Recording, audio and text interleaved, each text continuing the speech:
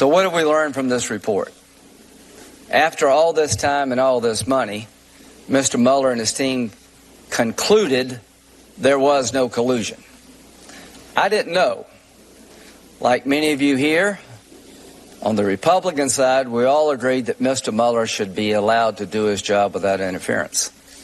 I joined with some colleagues on the other side to introduce legislation to protect the special counsel, that he could only be removed for cause. He was never removed. He was allowed to do his job.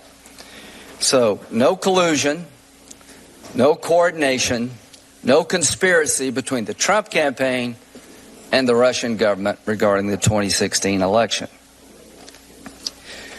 As to obstruction of justice, Mr. Mueller left it to Mr. Barr to decide after 2 years and all this time. He said, Mr. Barr, you decide. Mr. Barr did. There are a bunch of lawyers on this committee, and I will tell you the following.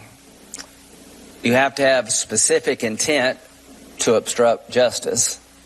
If there's no underlying crime... We're reluctant to do this. We rarely do. But the chairman of the Judiciary Committee just said that Mueller found there was no collusion.